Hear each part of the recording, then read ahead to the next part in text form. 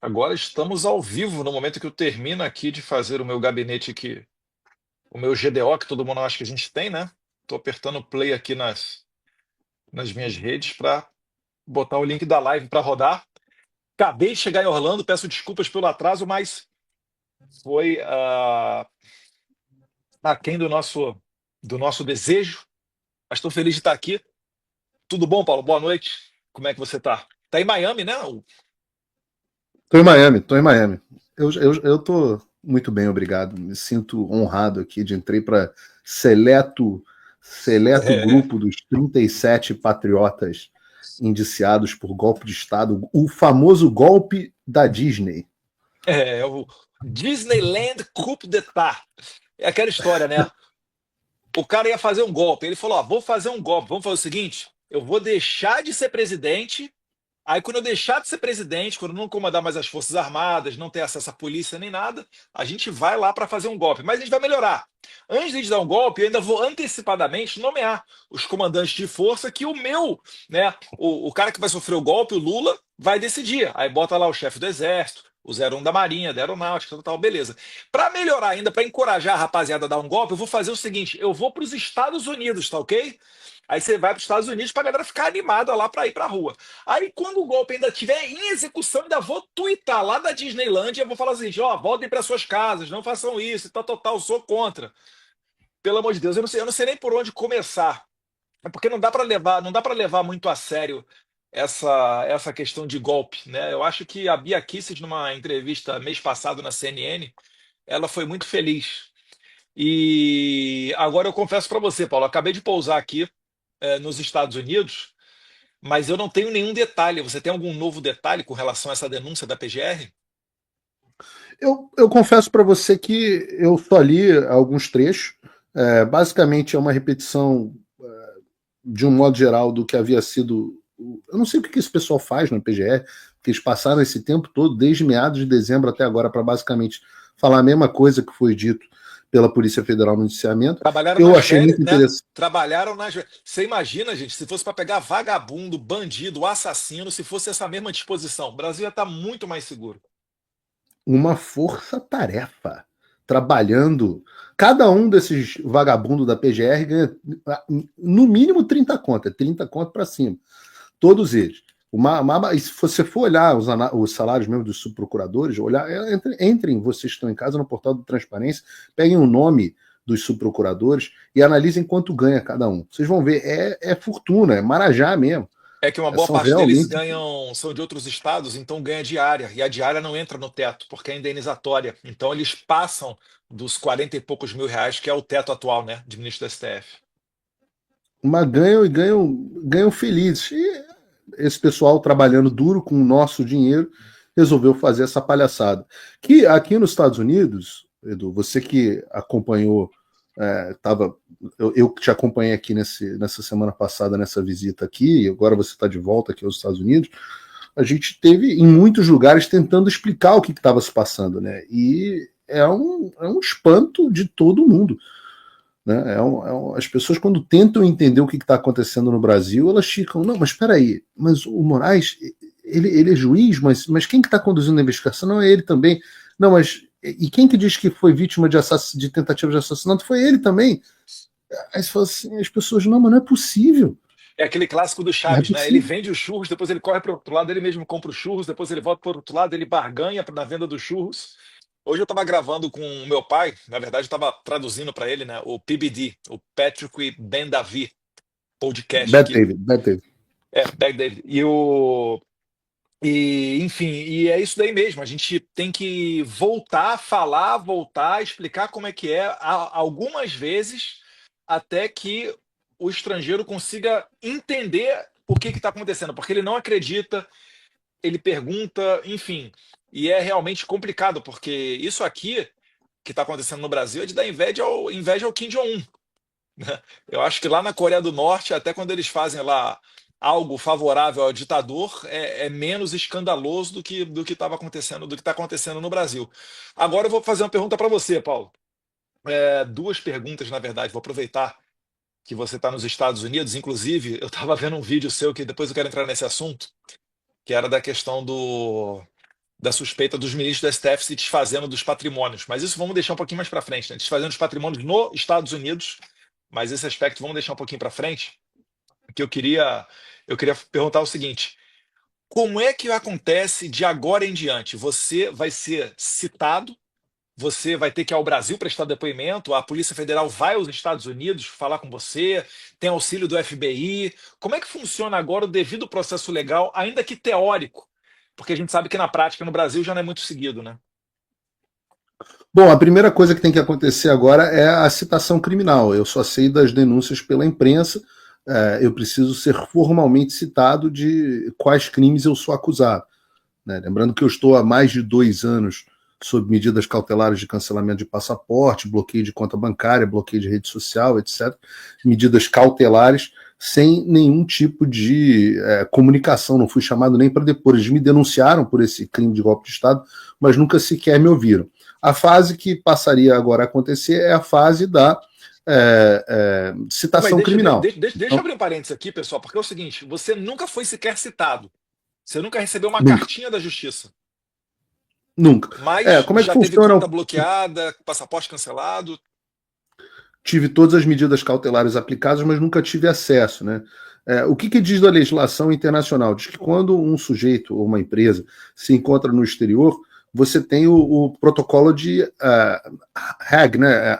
AIA em português, que é o protocolo do qual o Brasil é signatário, que é um sistema que dá direito a indivíduos que estão em outra jurisdição deles serem notificados na forma da lei, obedecendo às normas daquela jurisdição. Então, chegaria para mim uma carta rogatória, que é esse um instrumento necessário para isso. Essa carta rogatória é enviada, é analisada por um juiz americano ou pelo Departamento de Justiça, normalmente por uma autoridade judicial americana, que verifica se aquela comunicação segue os preceitos da lei da jurisdição na qual me encontro.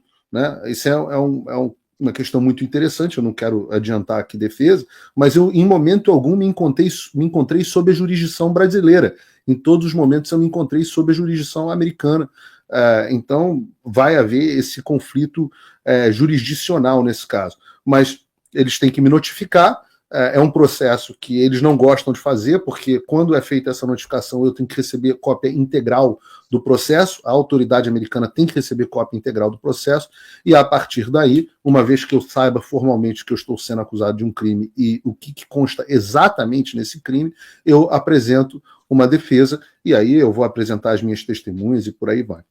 Eu acho que vai ser um processo bastante demorado, o processo de citação criminal no meu caso. Embora eu esteja em local certo e sabido, eles vão ter que passar isso pelo Departamento de Justiça dos Estados Unidos, e a procuradora, no caso a Attorney General aqui, né, que nos Estados Unidos a Attorney General é ao mesmo tempo Procuradora-Geral da República, Ministro da Justiça e Advogada-Geral da União.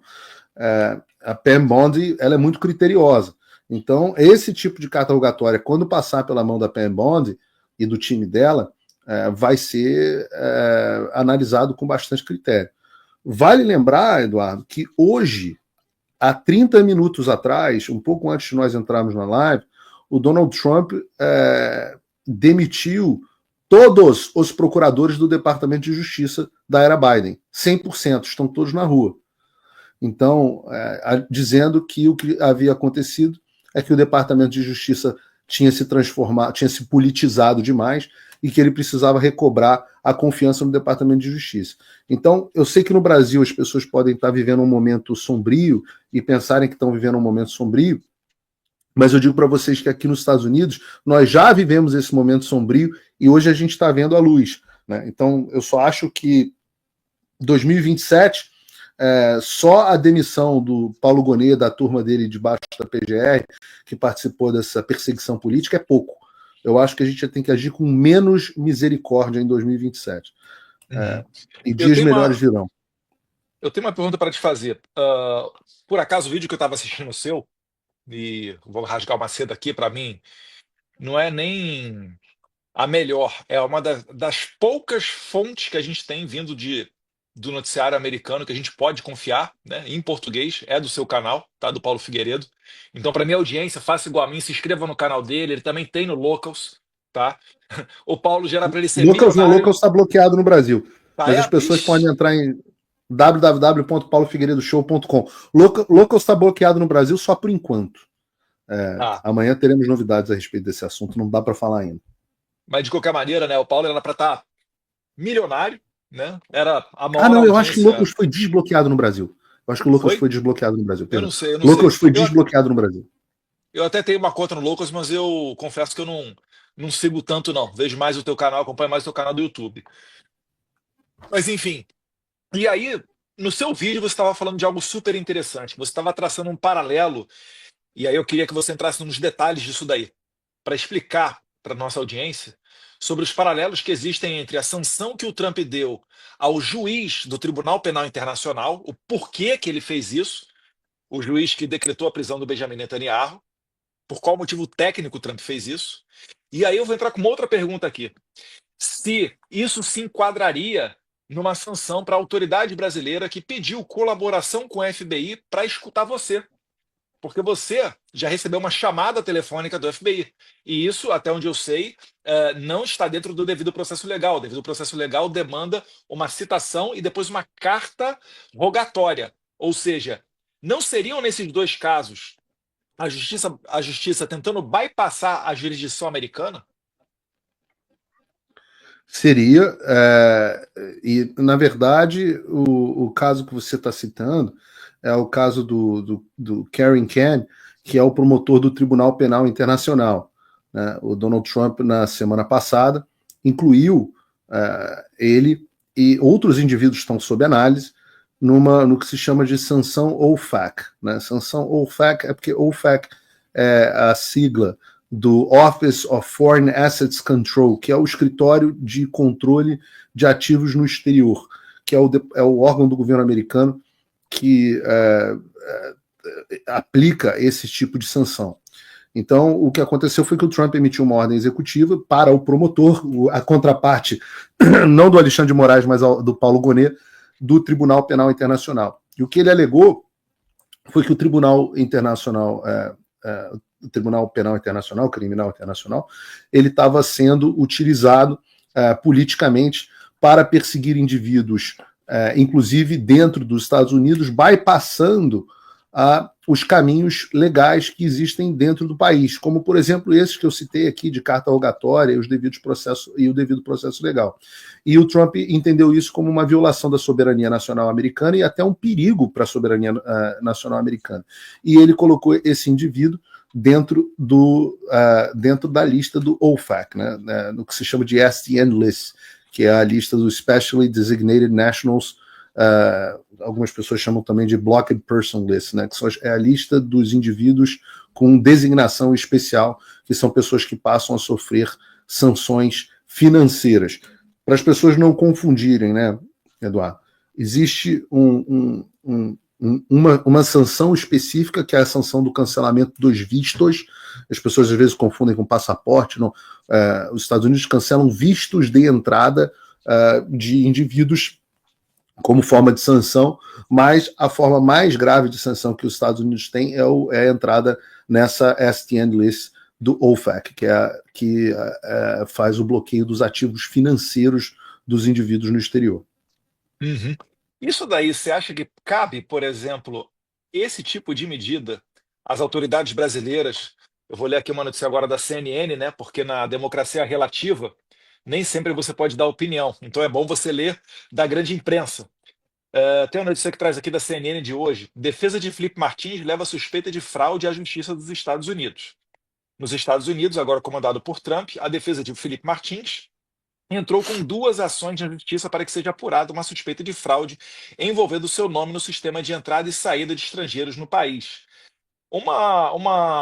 Se ficar comprovada aqui a cooperação de autoridades brasileiras numa inserção falsa do Felipe Martins nos sistemas migratórios do CBP, isso pode ser caso para a sanção OFAC que você está falando aí? Aí entra numa categoria pior, porque no caso disso você tem um crime contra a segurança nacional americana, inclusive. E aí você está falando de, em vez de meras sanções, né, você está falando de um processo penal nos Estados Unidos com direito a mandados de prisão e mandados de captura internacional, inclusão em lista da Interpol e por aí vai. É um caso mais grave do que o caso especificamente do OFAC. A lista do OFAC, normalmente, ela é reservada para indivíduos que violem direitos humanos ou representem alguma ameaça à democracia americana. No caso, o entendimento que eu tenho apresentado nas reuniões que eu tenho tido, e eu sei que você sempre é muito cuidadoso, Eduardo, para de não participar e não pedir sanções especificamente a agentes públicos brasileiros pela tua posição como deputado, mas eu pessoalmente tenho defendido nas minhas reuniões a tese de que o Alexandre já cumpre todos os critérios para fazer parte da lista de sanção da OFAC. Então, esses pedidos devem começar a acontecer nos próximos dias, e a partir daí é uma decisão do Conselheiro de Segurança Nacional do presidente incluir ou não um indivíduo nas sanções OFAC. E é interessante que basta a vontade do presidente ou do Conselheiro de Segurança Nacional, né? No caso, o conselheiro Mike Waltz. Basta a vontade dele para a inclusão na lista das sanções OFAC, desde que, obviamente, você atenda aos critérios legais. A gente tem preparado um material bastante denso para mostrar sistematicamente como o Alexandre se enquadra nesses requisitos. A partir daí, a decisão vai ficar com o presidente Trump. E aí eu vou colocar mais uma pitadinha em cima disso daí, que é o seguinte: o canal do YouTube Ancapso deu ontem, né, que o Alexandre de Moraes estaria se desfazendo dos seus ativos que ele tem no BTG nos Estados Unidos, né? Então, não sei exatamente o que ele poderia ter, mas enfim, através do BTG, ativos do Alexandre de Moraes estariam investidos nos Estados Unidos. E segundo o site, né, o canal Ancapso, eu só vi lá, mas mais uma vez, não estou duvidando da credibilidade deles ou qualquer coisa que o seja, mas eu só vi lá. E lá eles estavam falando que o Alexandre de Moraes estaria se desfazendo dos seus ativos nos Estados Unidos. Adianta a pessoa se desfazer dos ativos para não ser alcançada numa eventual sanção OFAC? O que acontece com a pessoa quando ela é sancionada dessa maneira aí, com essas sanções? Bom, eu faço a mesma ressalva que você fez. Eu até gosto do canal do Ancapso, tem umas coisas divertidas lá. Eu gosto das ideias dele, gosto da forma como ele coloca as coisas, mas ele está citando uma fonte pessoal dele, então que a gente não tem capacidade de verificar se é verdadeiro ou não. Uma coisa que dá para a gente confirmar, e essa eu vi num relatório de levantamento de bens aqui nos Estados Unidos, é que no caso, por exemplo, do ministro Barroso, todo mundo sabe que ele tem um apartamento aqui em Key Biscayne, na região de Miami, mais especificamente no nome de uma offshore, que o manager é o filho dele, Bernardo. Então, são informações que essas a gente sabe que existem, e o apartamento foi colocado à venda no mercado, foi essa informação que eu recebi. Em tese, tanto no caso do Alexandre como no caso do ministro Barroso ou de qualquer outra autoridade, isso não faz absolutamente nenhuma diferença, porque quando você é colocado na lista do STN, nessa lista de Special Designated Nationals, a lista de pessoas bloqueadas, basicamente o que acontece é que a sua vida financeira inteira implode, tá? Você tem o que acontece, né? Todos os bancos precisam de acesso ao sistema financeiro internacional para fazer transações internacionais. Isso vale para qualquer um, cartão de crédito, até o crediário do Magalu. Eles precisam de acesso ao sistema financeiro internacional. Quando o sujeito é colocado nessa lista, significa que ninguém que faça negócio com essas empresas pode estar nessa lista de SN. Então, na prática, por medo do que se chama de secondary sanctions, né, que são as sanções secundárias, os bancos, as entidades financeiras, imediatamente e automaticamente cancelam as contas bancárias e cartões de crédito de qualquer indivíduo que estejam nessa SDN list. Então, o que acontece no dia que o Alexandre, se Deus quiser, entrar na lista do SDN? ele vai receber uma cartinha do Santander, do BTG, ou de quem quer que seja, dizendo que ele tem X horas para que o compliance do banco está encerrando a conta dele e que ele tem X horas para receber um cheque administrativo e buscar o cheque administrativo. Isso vale para qualquer um. A decisão é feita pela matriz internacional do banco. Alguns bancos muito pequenininhos, que ele possa ter conta em paraísos fiscais, etc., etc., podem optar por... Existem bancos muito pequenininhos que não encerram contas de SN, de indivíduos na lista de SN. Mas aí o que acontece? O dinheiro do sujeito fica preso. Digamos que ele tenha dinheiro, sei lá, numa BVI, na British Virgin Islands, Ilhas Virgens Britânicas. Digamos que ele tenha dinheiro lá. Esse dinheiro fica automaticamente preso porque ele não pode mais acessar o sistema de transferência internacional chamado SWIFT. Então ele fica desligado do SWIFT e deixa de poder acessar o sistema financeiro internacional. Isso também acontece muitas vezes com parentes que tenham mistura patrimonial, automaticamente. Então, se a mulher tem um grande escritório de advocacia que tem muitos clientes, ela fica impedida de haver comunicação patrimonial entre eles, ou ela também sofre sanção secundária. A mesma coisa acontece para empresas que têm um negócio com esse indivíduo. Então, na prática, o sujeito vira um leproso. Ele deixa de poder fazer negócio com qualquer um, ele deixa de ter acesso ao sistema financeiro internacional. Vai restar, se Deus quiser, ao Alexandre, Bitcoin e dinheiro debaixo do colchão. Pô, Bitcoin tá na boa, cara. Eu curto cripto aí, eu tô cada vez mais interessado no assunto. Aí, o Alexandre, que não gosta de cripto, etc., etc., vai começar a gostar bastante, vai ficar... as criptos serão as queridinhas dele. Uhum. E ainda nessa mesma seara de assunto... Na prática, Eduardo, só para dizer, o que acontece é que todo mundo se descola do indivíduo, ele se torna tão leproso, tão radioativo, que ele é isolado e E quem faz negócio com ele também toma Parece sanção? aqueles versículos da Bíblia onde um profeta aparece e diz assim: os cães vão lamber as suas feridas na sarjeta. É isso que vai acontecer com Alexandre de Moraes. Os cães vão lamber as feridas dele na sarjeta. Quem faz negócios com essas pessoas sancionadas também sofre a sanção? Secondary section list, imediatamente. Então, se tiver negócios em família, tiver negócios, enfim... Imediatamente sancionado. E aí eu vou falar o seguinte... Não adianta. Olha só, a pior coisa que pode acontecer com o indivíduo é melhor você ser enviado para Papuda. A pior coisa que pode acontecer com o indivíduo é ele entrar no OFAC list. Porque não há devido processo legal para retirar o nome. Entende? Ele vai ter que torcer para um próximo presidente democrata ganhar e olhar para a cara dele e falar assim: gostei de você, vou te tirar da lista. Na prática é difícil. Bem difícil. Eu gostei mais da comparação do Ebola. Acho mais apropriada. Né? É mais fácil você se curar de Ebola. Porque o Ebola, se você pega Ebola, as pessoas pelo menos atendem o telefone quando você liga. Quando você está na lista OFAC, as pessoas não querem ser nem vistas falando no telefone com você. Você se torna mais contagioso do que um sujeito com Ebola. Então não é só o visto que perde, é o congelamento. Fica inacessível do sistema financeiro mundial. Isso. Pesado. Digamos assim, que quando a gente está falando em etapas de sanções, o cancelamento dos vistos seria uma primeira etapa e as sanções OFAC são a segunda etapa, mas as sanções OFAC são mais bomba atômica, enquanto o visto é um tiro de 12. Um deputado que sempre recebe a gente quando a gente vai no Congresso norte-americano é o Chris Smith. Chris Smith está... Eu não sei exatamente, acho que foi em 82 ou 83, ele entrou lá, nós não éramos nem nascidos, e desde então ele vem sendo reeleito. É o deputado mais longevo em atividade no Congresso dos Estados Unidos. E ele teve uma participação muito grande em 2016 na extensão da lei chamada Lei Magnitsky, que, salvo engano, foi criada, me ajuda aí, em 2012, se não 2012, 2009.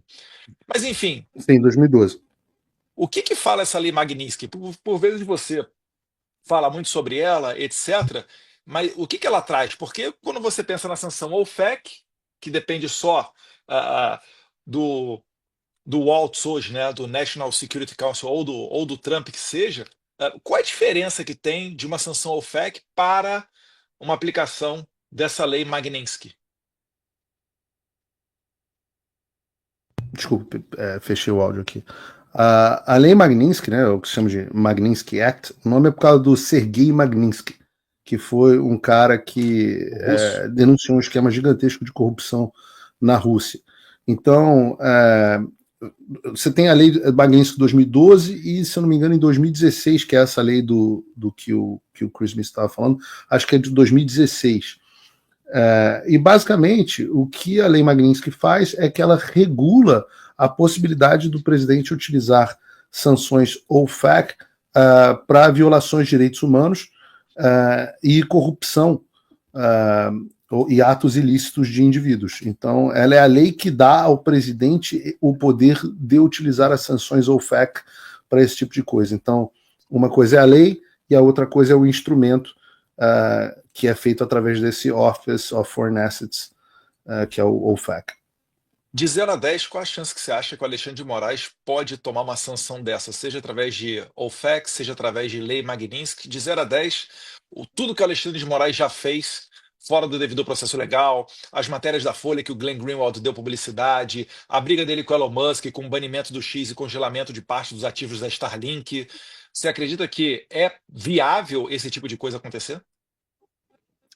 Eu diria que, em termos de cancelamento de visto, a gente está falando de uma chance de 0 a 10 de 8. E nesse momento eu ainda vou ser cauteloso em relação às sanções OFAC, vou dizer que a gente está com 60% de chance, ou seja, de 0 a 10, 6. Cauteloso, É mais 60%. provável que aconteça do que não aconteça. Né? É isso que 60% significa. É mais provável de que ele receba essas sanções do que ele não receba. E eu digo isso com confiança nas inúmeras reuniões que eu venho fazendo e que você vem fazendo também. Você pode dizer que você ouviu esse tipo de coisa sendo ventilada aqui nos Estados Unidos de forma bastante muito liberal. Agora, é uma questão de... O Trump estava até esse momento muito... Está ainda muito envolvido com a questão de Rússia, Ucrânia, Hamas, Panamá, etc, etc. E não é que o Brasil não está na lista de prioridades, mas é que a gente tem que lembrar que nós temos 28 dias de Donald Trump presidente. Né? Não parece isso ainda, mas nós temos 28 dias apenas de Trump presidente. Então ele está lidando com 5 coisas ao mesmo tempo, que seriam 5 coisas gigantescas para ele lidar, que um presidente normalmente lidaria com uma só. Né? E com sucesso em todas elas. Então, de fato, a gente tem visto uma Casa Branca assoberbada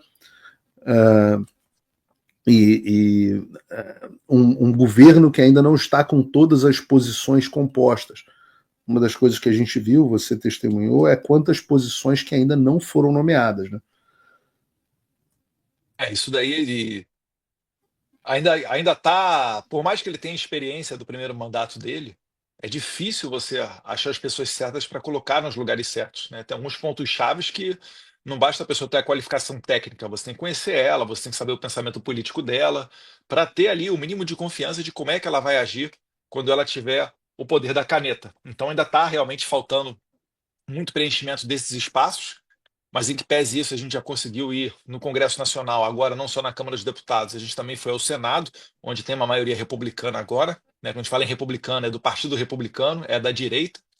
Fomos também no State Department, obviamente a gente não fala 100%, né, com quem que a gente encontra lá e etc., mas a gente pode dizer que agora a gente tem canais abertos, não só na Câmara, mas também no Senado e dentro do Poder Executivo lá, dentro da administração Donald Trump.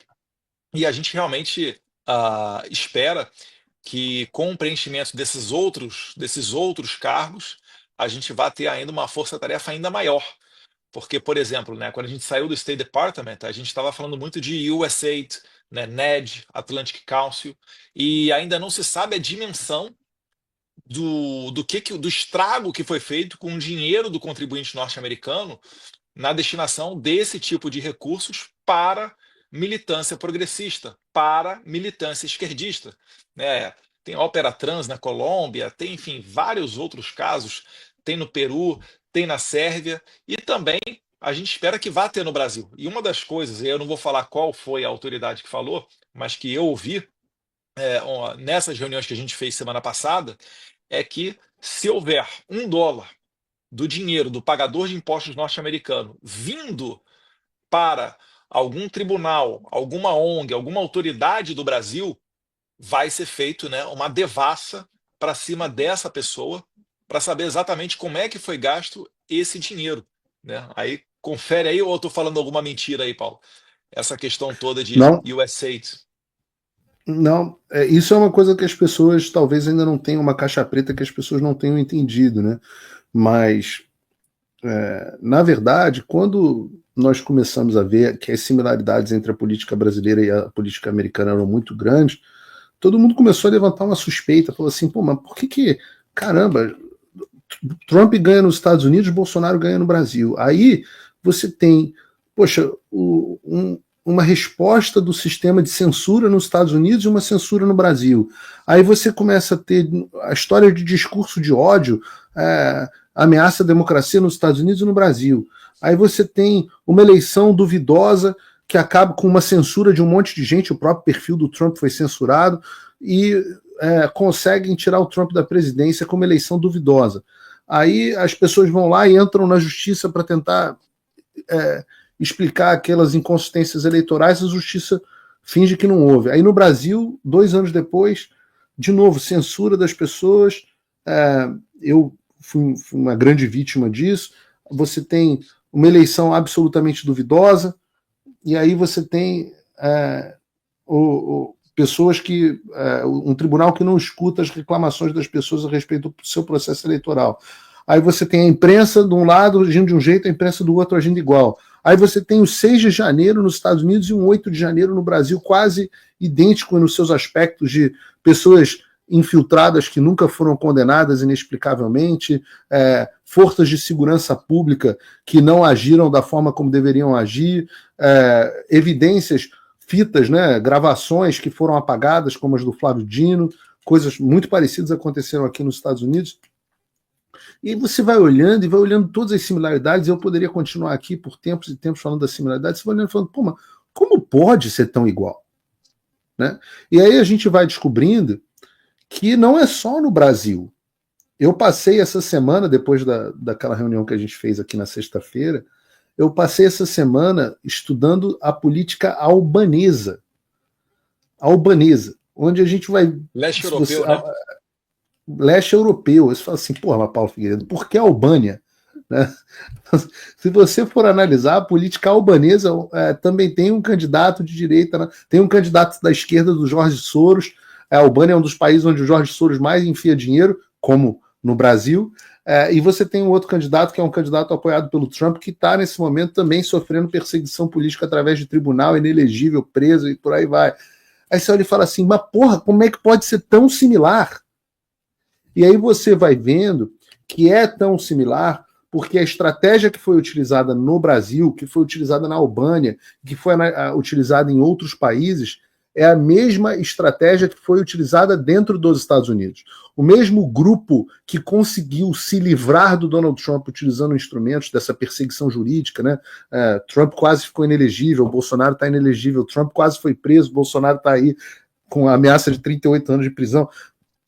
Todas essa estratégia, ela foi não só bolada dentro dos Estados Unidos, a estratégia de transformar a direita em ameaça à democracia e o discurso de direita como discurso de ódio e a informação passada pelos jornalistas de esquerda, de direita, como desinformação, tudo isso não só foi parido dentro dos Estados Unidos do ponto de vista ideológico, como foi financiado pela administração Biden no mundo inteiro, através de instrumentos como a USAID, os seus programas, como seus programas o do National Endowment for Democracy é um deles, o NED, mas você tem o CEPS também, o centro dele de promoção de sistemas eleitorais, as reformas do judiciário, e claro, também o apoio de bilionários como Jorge Soros e por aí vai, tudo isso nasceu dentro dos Estados Unidos. De forma que eu afirmo de forma categórica, seguindo aqui o que disse o Mike Benz, o ex-funcionário do Departamento de Estado, que você repostou e o seu pai repostaram outro dia, alguém que eu já acompanho há bastante tempo e que nós tivemos aí o privilégio de conversar pessoalmente, longamente com ele, eu diria de forma categórica. Se não fosse a interferência americana, Jair Bolsonaro ainda seria o presidente do Brasil. O que aconteceu no Brasil em 2022 e o que aconteceu nos Estados Unidos em 2020 não foi orgânico, não foi parte da democracia. Agora, eu estou falando essa coisa toda para também tem que dar um lado positivo para as pessoas. Todo mundo olhava e falava: quem é o chefe do Alexandre? Como pode o Alexandre poder fazer todas essas coisas? Hoje nós sabemos. O Alexandre fazia todas essas coisas porque ele tinha o suporte da administração Biden. Ele tinha o suporte financeiro dos Estados Unidos, com milhões e milhões, ou pelo menos 200 milhões de reais colocados no Brasil em programas dessa natureza, que enriqueceu muita gente, que criou um verdadeiro complexo industrial da censura. Essa onda na qual o Alexandre surfou, esta onda acabou. O Trump cortou todo o dinheiro da USAID, todo o dinheiro desses programas. E não só isso, como, prestem atenção, tem certas coisas que são chave no noticiário global que as pessoas têm que prestar atenção. A primeira delas a gente já falou aqui. Vejam o que o Trump fez com o promotor do Tribunal Penal Internacional. A segunda coisa que eu falo para as pessoas prestarem atenção é: ouçam na íntegra ou leiam na íntegra, usem chat GPT para traduzir, seja o que for. Leiam na íntegra o discurso, eu li uma boa parte no meu programa de hoje, leiam na íntegra o discurso do J.D. Vance na Câmara de Segurança na Europa, na Alemanha, na sexta-feira, se eu não me engano. Vejam esse discurso. Tá no meu YouTube aí, legendado. Tá totalmente legendado no seu YouTube, maravilhoso. Porque ele determina quais vão ser as diretrizes da política externa americana. E o que diz o J.D. Vance, e aqui eu talvez esteja parafraseando, mas ele diz quase que isso.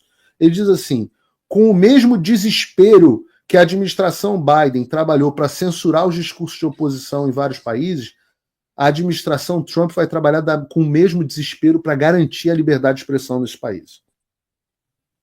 Então, tudo aquilo que o Biden teve como, que o Alexandre teve como ajuda, agora ele tem como adversário.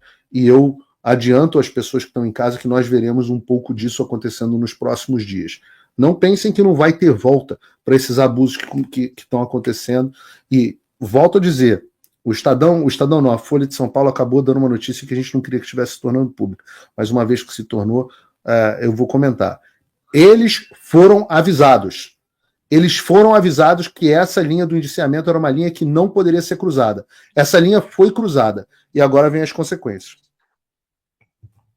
O Paulo é que está falando, hein? Mas é realmente é uma situação que sempre que o Alexandre de Moraes ele fica encurralado, etc., ou tem alguma notícia negativa, como por exemplo aquelas matérias do Glenn Greenwald, etc., ele acaba dobrando a aposta, né? É sempre a maneira que ele utiliza para tentar se safar dessas situações. Só que agora ele está lidando com um inimigo que pode trucar, pode levar esse truco aí para 6, para 9, para 12. E eu também eu confesso, por tudo que eu escuto nas reuniões que a gente faz, né? Por tudo que a gente tem ouvido falar com a nova administração Trump, eu diria que é factível e a perda do visto e a sanção também é algo que eu diria também, eu concordo, que é mais provável do que improvável de acontecer. Vamos ver aí o decorrer dos dias, mas eu também estou esperançoso por novas notícias, né? Não desejo a maldade para ninguém, mas determinadas pessoas elas só vão conseguir ter um freio, já que elas não têm um freio moral e não têm um freio legal, né? Elas vão ter que ter um freio físico, né? E aí eu estou falando aqui com relação ao que os Estados Unidos pode fazer com relação a essas autoridades brasileiras que estão abusando do poder já faz um bom tempo, né? O freio, como a gente estava dizendo aqui, de lei Magnitsky, sanções OFAC, né? Congelamento de conta bancária, de patrimônio, enfim, e todo esse tipo de coisa. Eu vou direcionando aqui para o final, Paulo, antes de passar para você, falar que eu estou aqui nos Estados Unidos para participar do CPEC.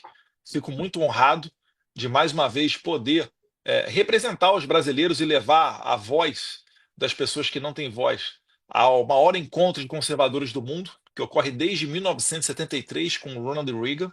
Então, eu vou ter a oportunidade de sexta-feira palestrar no CIPEC e quarta-feira, amanhã, estou pegando um voo para participar de uma mesa redonda também, junto com outras autoridades estrangeiras, para falar um pouquinho desse complexo industrial de censura. É correto o termo? Os Estados Unidos está tratando assim, complexo industrial de censura, esse é o caso da USAID, né? E trazer para eles a perspectiva daquilo que está acontecendo no Brasil.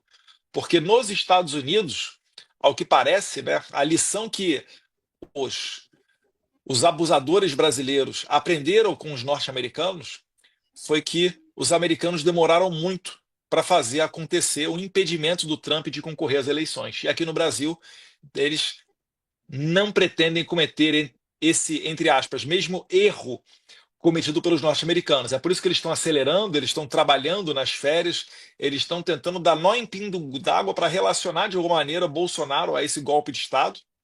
Foi dado o all-in nessa questão do golpe de Estado, porque, se não me engano, o processo das joias foi arquivado, né, dos presentes sauditas foi arquivado, depois, principalmente do acordo do TCU, em que fala basicamente se o Lula pode ter um relógio do Jacques Chirac, por que o Bolsonaro não pode ter um relógio do Mohammed bin Salman?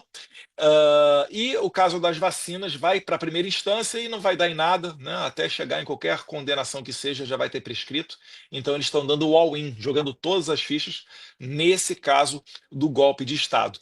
Então, eu vou fazer essa denúncia aqui nos Estados Unidos também, lembrando que pelo CIPEC sempre passa ali o Donald Trump. Então, o mesmo palco que eu vou ocupar, depois será ocupado pelo Donald Trump. Ano passado, eu tive o privilégio de falar entre o presidente Javier Milei e o então candidato Donald Trump. E onde o Trump vai, ainda mais num evento desse, vai vários, né? Vão vários ministros, assessores, pessoas que têm acesso a ele.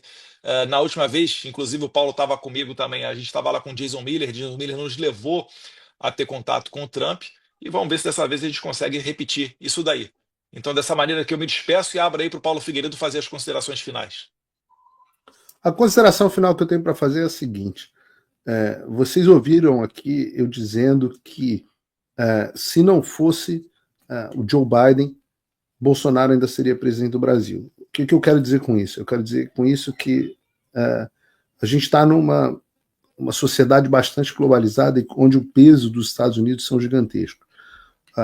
Quase que a única pessoa que vem tratando isso como prioridade é você, Eduardo. Então eu quero fazer uma justiça aqui a você, porque você tem sido... tem outros deputados que merecem também ser citados como grandes parceiros, mas o número um, aquele que foi e é reconhecido como a linha de frente nesse... Eu não vou usar o termo articulação, talvez articulação seja um bom termo, nessa articulação internacional, nesse diálogo internacional entre conservadores, é você. Então, a população, o seu eleitor, tem que dar muito valor a isso. Nós, do Brasil inteiro, temos que agradecer, inclusive, aos eleitores de São Paulo, aos mais de 700 mil eleitores de São Paulo que votaram você, mais de 700 mil, não é isso? Que votaram em você na última eleição. Porque são esses eleitores que permitem que o Brasil tenha, de fato, um embaixador. Muita gente fez chacota quando você ia ser embaixador, e eu sempre disse que teria sido um grande embaixador. E ainda digo mais, se você tivesse sido nosso embaixador naquele momento, nós não teríamos... o que aconteceu não teria acontecido. Teria sido neutralizado.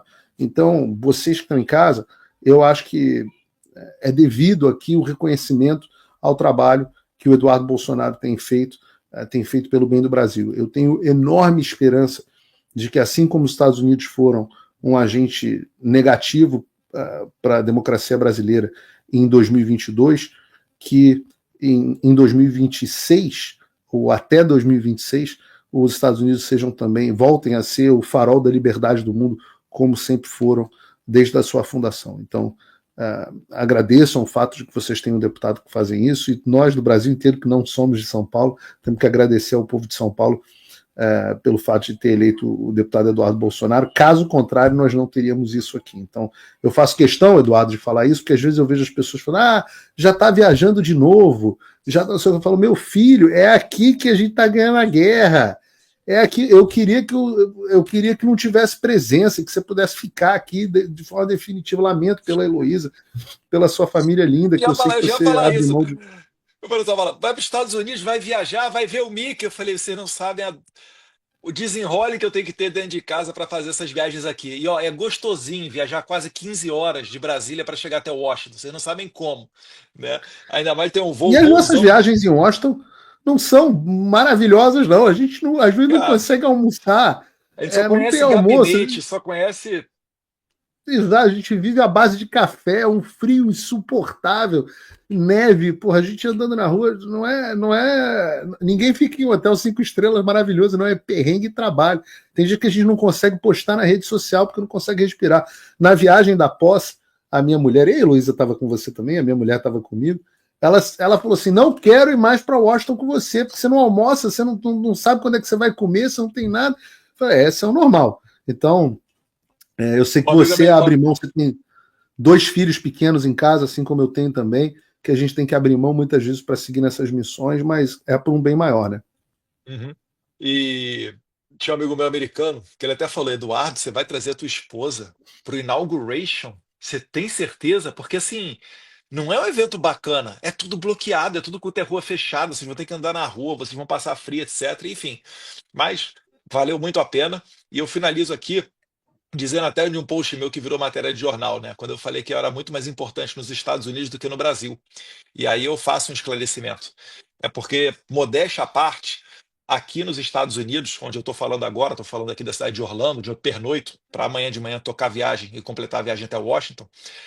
Mas aqui, pelo fato de eu ser, né, filho do presidente Bolsonaro e também ter tido muita presença já aqui nos Estados Unidos, as portas se abrem. E essas portas se abrirem não é algo tão simples de acontecer. Eu sempre relembro um fato que ficou muito marcante, ficou muito evidenciado, foi ano passado, quando a gente veio numa comitiva de uns 12 a 15 parlamentares aqui no Congresso dos Estados Unidos. Queríamos falar com 2 deputados federais e não conseguimos. No entanto, falamos com o assessor de um deles.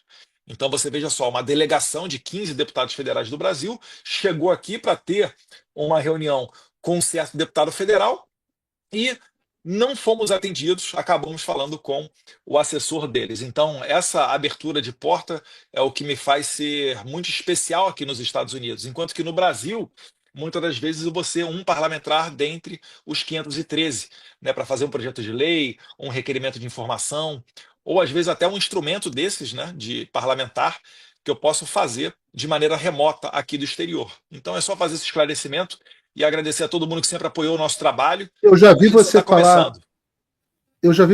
no CIPEC, acho que pelo menos 3 vezes. Essa é a quarta vez, não é? Eu tenho que contar, mas eu acho que um, dois. Se não for a quarta, é a terceira vez. Mas acho que é a quarta vez. É a quarta vez. É a quarta vez. Eu estava lá todas as vezes que você falou.